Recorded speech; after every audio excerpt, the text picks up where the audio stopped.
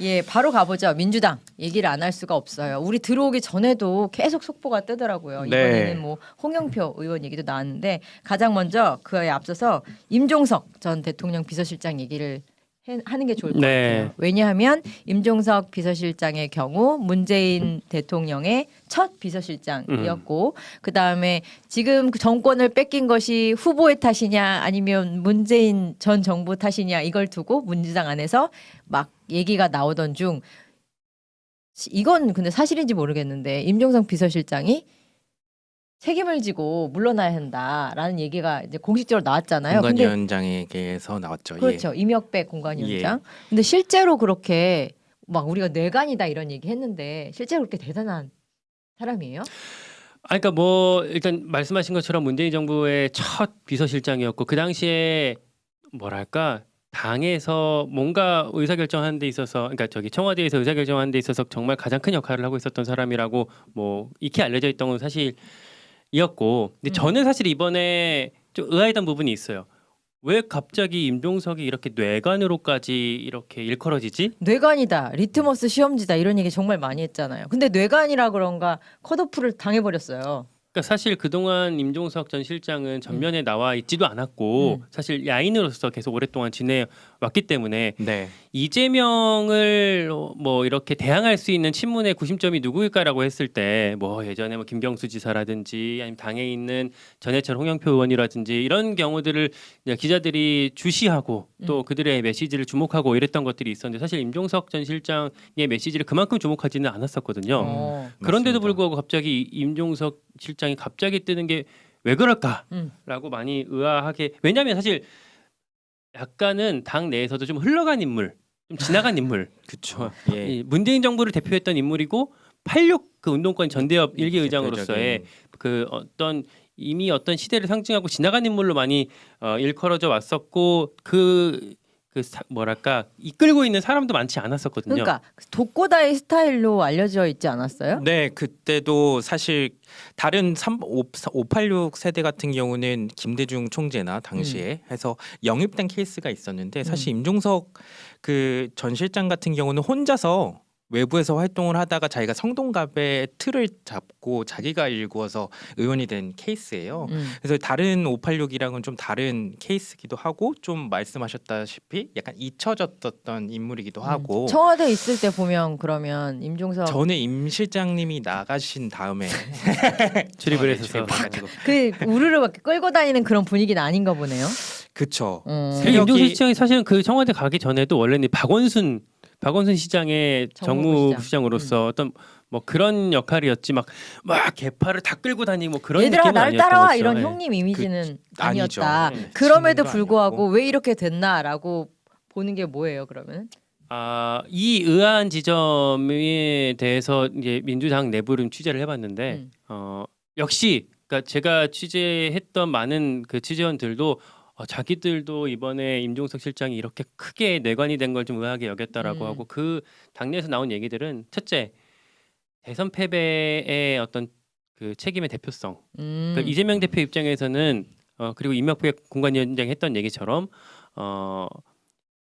그 누구죠 지금 임종석 실장이 이렇게 딱 뜨는 게 대선 패배의 책임이 나 때문이 아니다라고 보여주기가 좋은 거죠. 그러니까 대선 패배 책임이 후보 탓이 아니라 문정부 때문이다라는 메시지를 강화하기 위해서는 누군가 필요했군요. 그래서 독고다이로 있는 사람을 일종의 맏형격으로 만들어 버렸군요. 본의 아니게. 그렇게 그게 보면 되는 이게 거군요. 딱 정확한 표현인데 본의 아니게 한 본의 게 아니게. 문제예요. 기자들도 사실 예상을 뭐 임종석 실장이 이제 컷오프 될까 말까 이것보다도 왜 임종석 실장 공천을 이렇게 끌지? 이렇게 마지막까지 가고 뭐 그 송파 갑으로 보낸다느니 뭐 이런 것까지 하면서 혼란스럽게 하면서까지 쳐내지? 약간 여기 이 포인트에 사실 되게 당황했거든요. 기자들도 이해가 안 되고 왜 이렇게까지 하지? 저는 그런 표현을 되게 많이 봤는데 오늘 임종석 전 비서실장의 기자회견에도 그 멘트가 있었거든요. 네. 왜 이렇게까지라는 표현이 있었는데 그쵸. 그런 것도 있을 수 있겠군요. 예. 왜 나한테 그래? 근데 그 내가 뭐라고? 지도부 입장에서는 그런 측면이 있다고 하더라고요. 그 전략 지역 그러니까 이를테면 여긴 지금 애초에 홍익표 의원이 현역 의원이었는데 서초로 옮기면서 공석이 된 지역이잖아요. 그러면 이제 통상 관례상 이 지역은 전략 지역구가 돼서 당이 혹은 공관위에서 어떤 전체 선거판의 전략을 어떤 유지하기 위해서 누구를 딱 내리꽂을 수 있는 어떤 뭐랄까 기회가 열린 곳인데 임종석 실장이 되게 일찍부터 여기 돌아다니면서 여기 내 그쵸. 지역구요라고 예. 침발라 놓은 것처럼 했던 게 음. 약간 공관이나 지도부 입장에서는 되게 거슬리게 아. 어이씨 우리 권한을 아, 당신이 뭔데 예. 라고 기분 나쁘게 여겼을 수 있다라는 네. 그래서 얘기하더라고요. 들어오기 직전에 이제 임종석 측이랑 전화한 결과로는 임종석 측도 굉장히 지금 그런 지도부의 그런 마음을 조금 좀 적대감을 느끼고 있는 것 같아요. 오늘 그래요? 아침에 바로 최고위에서 의결해 버렸잖아요. 어제 그 공천 심사 결과를 컷오프가 공천 심사위에서 나오자 그 결과를 최고위에서 바로 아침에서 네. 오늘 아침에 그것도 기자회견 하기 이제 몇 시간 전에 바로 의결을 해버렸거든요. 거기에 대해서도 굉장히 불만이 있고 여기를 왜 전략지로 했냐 그거부터 자기네는 이해가 안 된다는 거예요. 근본적으로. 그리고 안규백 위원장이 그냥 대뜸 전화해서는 송파갑으로 가셔라. 그러면서 뭐 특정 지역을 얘기한 것도 아니고 다른 데로 가라는 식으로 얘기를 했다고 하는데 좀 지도부에서 정말 좀 다른 감정을 가지고 대하는 게 아니냐 이런 얘기를 하더라고요. 임 실장 측에서는 그렇게 생각할 수도 있을 것 같아요. 그러니까 제가 아까 말씀드렸던 현역 의원이 다른 곳으로 옮겼을 때 공석이 된 지역구를 전략 지역으로 당해서 지정하는 게 관례인 것도 있지만 또 하나의 관례는 현역 의원이 다른 곳으로 옮길 때 그 지역에 누구를 공천할지는 그 현역 의원의 의견도 상당히 많이 반영하는 게 관례거든요. 그래서 홍익표 의원이 임종석 전 비서실장을 좀 해주려고 했던 거 아니에요? 그렇게 많이 읽히죠. 왜냐하면 특히나 홍익표 의원 입장에서는 그 자기한테 이 지역을 이제 나름 사실상 험지로 가면서 예. 지금 추천해주고 가지 않았을까? 그렇죠. 사실상 애초에 자기한테 물려줬던 사람이 임종석 실장이고 그래서 홍익표 의원이 서초로 간다라고 했을 때 그때 이미 파다했던 게 사람들 그 기자들이나 정치권에서 이미 파다했던 게 저기는 임종석이 다시 온다고 하니까 홍익표가 먼저 빼서 이제 자리를 양보해 준 거다라고 이미 읽혔었거든요. 그런 측면도 있기 때문에 임 실장 입장에서는 현역 의원이 나한테 이렇게 의견을 나한테로 몰아줬는데 왜 이거를 반영해 주지 않지라고 억울해할 수 있는 측면도 분명히 있긴 하겠죠. 그렇죠. 그리고 사실 공천이라고 하는 거는 본선 경쟁력이잖아요. 근데 지금 뭐 임종석 측에서는 내부적으로 지지율을 돌려봐도 어느 이제 유일하게 자기 임종석만 올렸을 때 이긴다. 여론에서. 그건 걸러 들어야 될 것 같아요. 예, 그거. 왜냐하면 이제 거기서 일단 지금 당에서 전략 공천한 사람은 전현희 얘기를 하고 있다.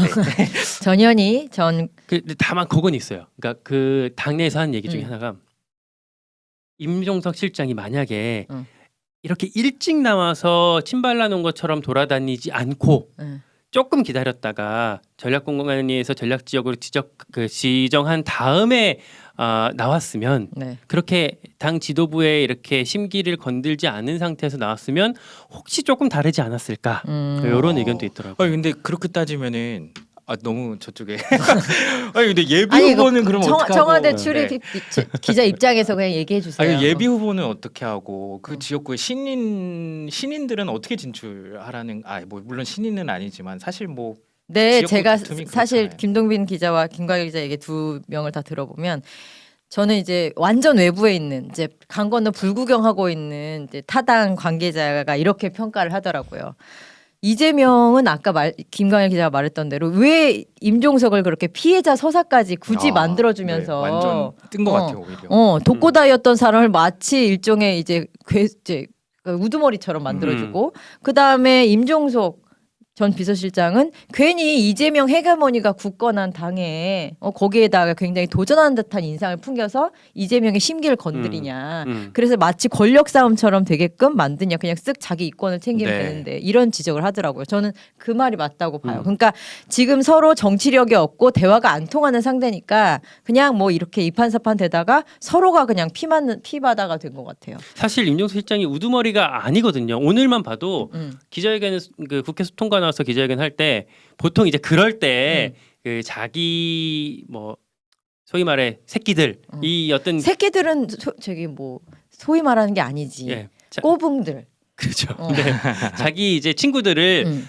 뒤에 딱 병풍처럼 끌고 와서 그러기도 하고 임종석 전 실장이 지금 의원이 아니잖아요. 네. 의원은 국회의원회관에서 기자회견 못 하잖아요. 그렇죠. 일단 그 기자회견 자리를 누가 의원이 잡아줘야 되잖아요. 그렇죠. 그래서 아무튼 이런 과정이 응. 자기 세력을 보여줄 수 있는 사실 과시할 수 있는 그 과정인데 응.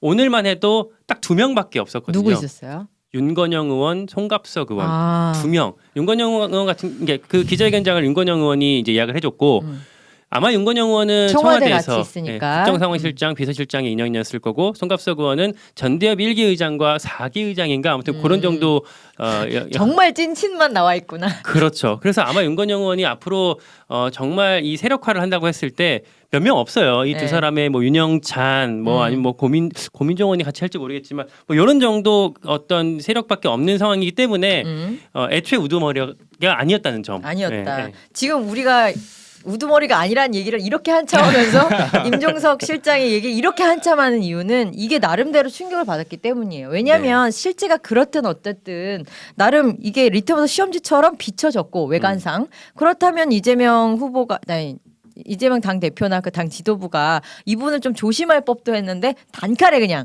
됐고 굿업 이렇게 하는 걸 보고 이재명은 합니다. 네.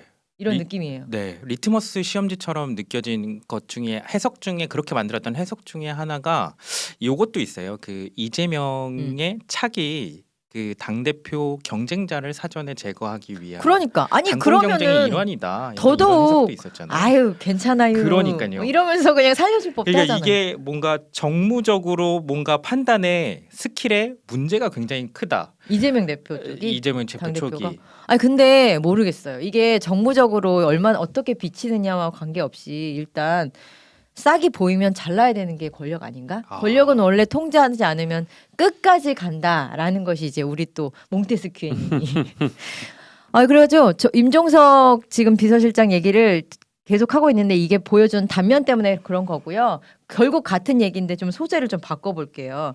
홍영표 아까 알고 보면 굳이 우린 잘 모르지만 홍익표, 홍영표, 홍준표는 아실 거 아니야. 다 모르지만 그래도 그나마 홍영표 의원이 굳이 따지자면 맏형격인 역할을 했는데 그분보다 임종석 비서실장이 우두머리로 부각이 됐다. 우리가 이런 얘기를 방금 했는데 그 여기서 말한 홍영표 이 중에 홍영표 사진 한번 찾아보세요. 근데 홍영표 의원에는 실제로 맏형이었는데 오늘 오전에 사실상 컷오프라고 이해해야 돼요. 그렇죠. 결과가 나왔잖아요. 사실상 이제 전략 공간이 손으로 넘어간 상황이고. 그거 너무 복잡해. 전략 경선을 붙여줄 수도 있습니다. 이제 그건 이제 전략 공간이 사안인데. 전략 지역으로 찍었잖아요. 근데 전략 경선을 또 붙여줄 수도 있어요. 그렇죠. 그건 뭐야? 전략 경선을 할 수도 있고 이제 전략 공천을 할 수도 있고 이 두 가지 선택지가 남아 있게 되는 건데 사실 뭐 두 가지 다. 점점 목을 조르는 서서히 목을 졸라가고 있는 모양새인 거죠. 지금은 거의 목 숨만 붙여놓고 거의 다 잘라놓은 거 아니에요? 네. 그러니까 우리 맘대로 하겠다라는 결정을 공간에서 내린 거고. 그러니까 홍영표 의원 입장에서는 오늘 아침에 뉴스쇼에 출연해서 그런 얘기를 했던 것 같아요. 이제 나는 원래 경선을 붙이면 이게 난 정상적인 과정이라고 보고 좀 따를 생각이었다. 경선을 붙이지 않으면 혹은 정상적인 과정으로 되지 않으면 다른 판단을 할 수 있다라는 취지로 얘기를 했는데 딱 명확히 경선을 안 붙여준 것도 아니고 애매하게 한 단계 더 들어가서 목을 조금 더 조인 상황이 됐기 때문에 당장 나 오늘 탈당하겠소라고 하긴 좀 애매해진 상황으로 만들어졌고요. 말씀하신 것처럼 이제 전략 경선으로 할 수도 있는데 그거는 그냥 갑자기 당 지도부 입장에서 그러니까 혹은 공관위 입장에서 홍영표를 포함한 경선이 될 수도 있고 홍영표를 뺀 경선이 될 수도 있고 그러니까 다 마음대로 할 수 있다. 그거 너무 약간 조금 솔직히 말해서 좀 치사한 거 같아요. 좀 홍영표 의원 입장에서는 차라리 그냥 컷오프를 시키지 장난치냐 이렇게 될 것 같아요. 정치에서는 그런 것도 중요하잖아요. 어떻게 보면은 모양새도 중요하고 명분도 중요하고 예의도 어느 정도 차려줘야 되고 아무튼 중진 의원이니까 근데 그런 의원에게 이런 대접을 한다는 거는 좀 잔인한 부분도 있는데 확실히 있는 당 내에 취재했을 때는요. 이렇게까지 왔기 때문에 그 공천 잡음이 너무 커졌기 때문에 홍영표 의원을 아예 그 정말 컷오프 경선에 포함시키지 않지는 않을 것 같다. 넣어줄 것 같다라는 얘기가 있는 반면에 여기 지금 사실은 이 지역구에 친명 이동주 비례대표 의원이 나와 있거든요.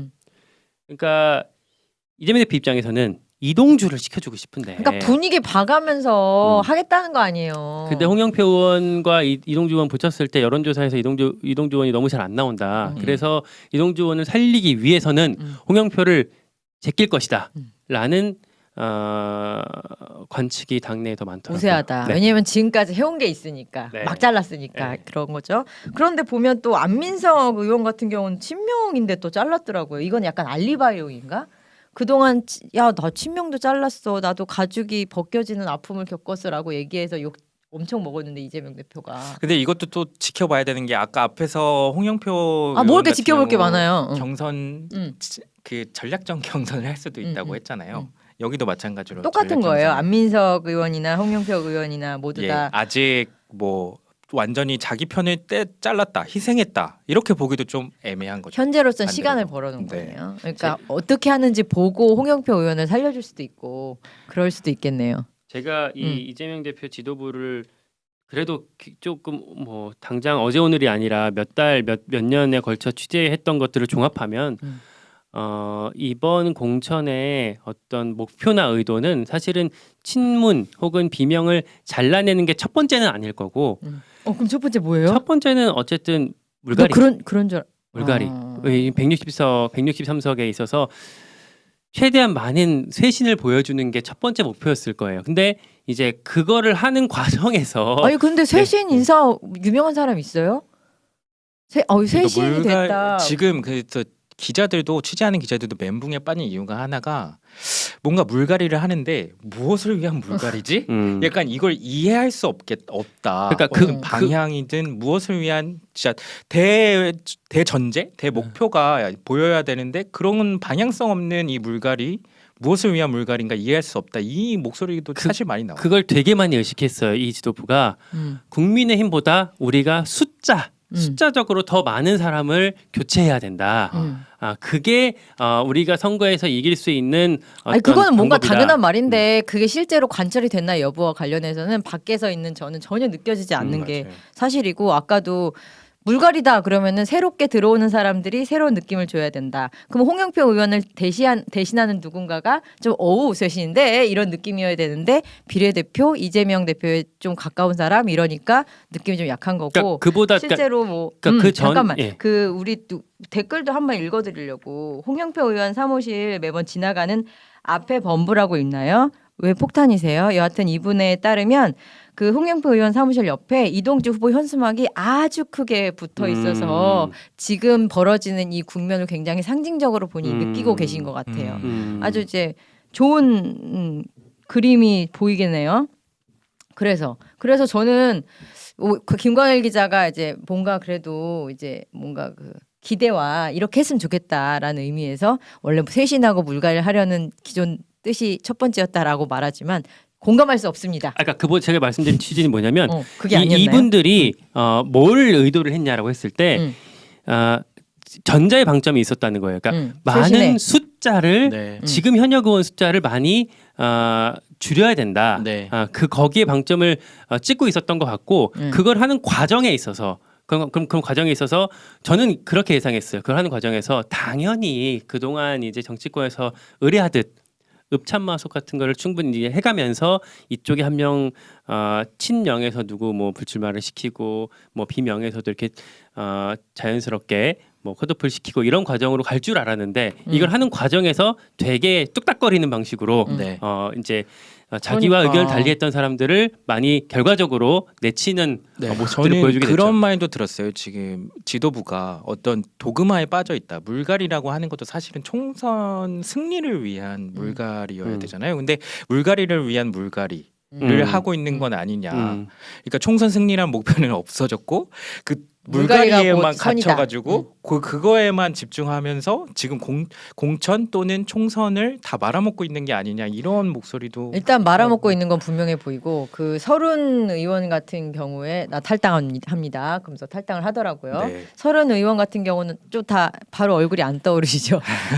근데 여하튼 서른 의원이라고 나름 중진 의원이고 오선이죠. 네, 오선. 그리고 이낙연 당시 대선 후보 캠프에서 일할 때 이재명 대표에 대한 공격을 걸 되게 그때부터 세게 했던 세게 하셨고 양반이에요. 굉장히 이제 뭐 하면 한다. 이제 좀 강경하지만 좀 기자들 평가는 좀 전략적이진 않은 것 같아. 약간, 아. 약간 이런 평가가 있죠. 좋게 말해서 전략적이지 않은 것 같다라는 거고 좀 정무적 감각이 떨어진다. 아, 좀 그런 면이 있다. 대표적으로 어떤 사례가 있어요? 아, 대표적으로 그때 이제 대선 캠프 때 이낙연 대표가 갑자기 정말 갑자기 의원직을 버렸던 적이 있어요. 근데 그게 이제 저희가 알아보기에는 서른 의원이 코치를 한 거예요. 맞아요. 정말 감동도 없고 음. 효과도 없이 갑자기 이제 의원직을 던지셨거든요. 그 약간 그때 그게 맞아. 단면이죠. 그때 이낙연 대표가 뭐 집어 던져라 이 얘기가 나오긴 나왔는데 그때 안 던지고 네. 뭐 잊을 때쯤 되니까 갑자기, 갑자기. 던진다 이래가지고 뭐지? 약간 그랬는데 그때 제안한 사람이 서른 서른 발제 의원이라는 의원이. 그리고 그 사람이 당시에 받아 서른 의원 있었죠. 본인도 이제 의원직을 던지려고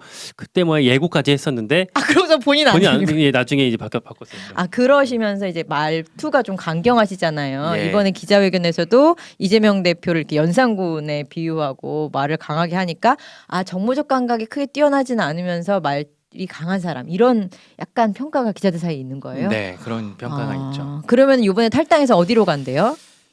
새로운 미래로 이제 아. 가는 거. 그럼 그것도 됐고요. 혹시 그 정무적 감각 없음과 연결이 되는 건가?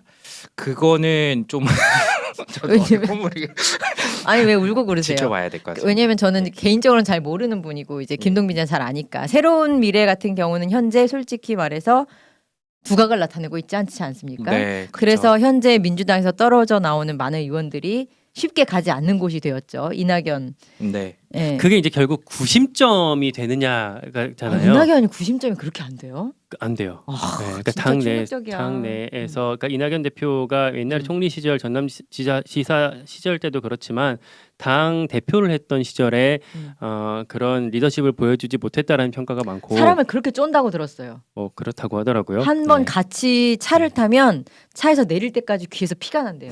너는 뭘 잘못했고, 너는 뭘 잘못했고 그런 스타일이죠. 그렇다고 하더라고요. 네. 파다합니다 그거는. 그 과정들을 의원들이 한 1년 남짓 당대표 시절에 지켜봤기 때문에 뭐 실제로 그랬기 때문에 이번에 조응천 이원욱 의원도 그 제3지대 합당 과정에서 먼저 새로운 미래 쪽으로 안 갔던 거 아니었겠습니까? 그러니까 그런 식으로 아무튼 구심점으로 당내에서 평가를 받지 못하고 있고 그러다 보니까 지금 당 내에서 벌어지고 있는 어떤 원심력들이 그러니까 이재명 대표가 공천하면서 낳게 됐던 원심력들이 특정한 어떤 세력화 혹은 새로운 미래 쪽으로 뭉칠 수 있는 그런 에너지로 많이 못 흘러가고 있는 거죠 지금. 실제로 많이 취재를 해봤을 때 최근에 이렇게 공천에서 컷오프 혹은 불출마를 하게 된 사람들이 어떻게 될 것이냐를 제가 정말 많이 물어봤는데 이 어떤 특정한 곳으로 모이진 못할 것 같다라는 얘기가 아주 지배적이에요. 그럼 각계 전투하는 거예요? 특히나 지금 이미 각 후보들이 지역에서 이미 뛰고 있거든요. 그러니까 맞습니다. 사실 뭔가 모사를 하려고 하면 여의도로 와서 같이 얼굴 보고 어디 의원실에 같이 방 잡고 모여서 세력화가 안 되는군요. 네, 해야 되는데 지금 뭐 멀리 각자 지역에서 뛰고 있는데 전화로 할 수 있는 건 없잖아요. 그렇기 때문에 지금 상황도 그렇고 구심점이 없는 그런 구조적인 모습도 그렇고 그러다 보니 세력화가 되게 쉽지 않고 다만 내일을 좀 주목해봐야 된다고 하더라고요. 내일 무슨 일 있죠? 내일 본회의가 열립니다. 본회의. 네, 그러면 어쨌든 지역에 있던 사람들이 쫙 다 여의도로 모이게 되고 본회의 하게 되면 그 전후로 어쨌든 의원회관에 다 모이기 때문에 모여서 야 우리 어떻게 해야 될 거냐라고 의견 교환을 할 수 있는 기회가 내일 한번 열리긴 한대요. 근데 어제 의원총회는 했잖아요. 의원총회에서는 사람이 많이 안 모였나? 우리 의원총회 사진 있죠. 그러니까 임종석 비서실장의 컷오프가 이제 얘기가 되고 지금 의원들 나오는 표정들 보면 다들 막 굳어 있고 꽤 모여 있긴 해요. 박용진 의원 지금 거의 뭐 얼굴에 찬바람이 흐르고 있어요. 이재명 대표는 진짜 대답을 안 했더라고요. 기자들이 묻는데. 네.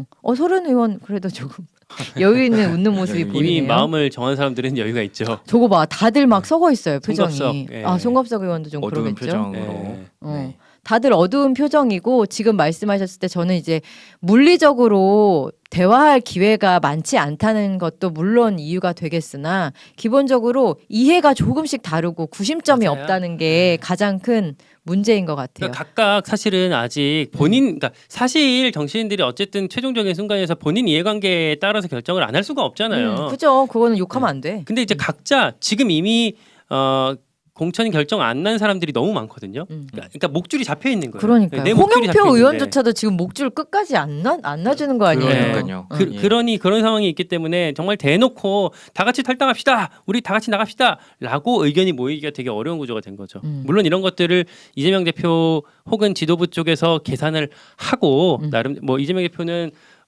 초선 의원이기 때문에 그 정도 여의도 흐름에 잘 모른다고 할지라도 정성호, 김영진 이런 나름대로 정무 감각들을 갖춘 사람들이 있기 때문에 이런 흐름들을 다 보고 지금 이 과정들을 꾸려왔을 것이다.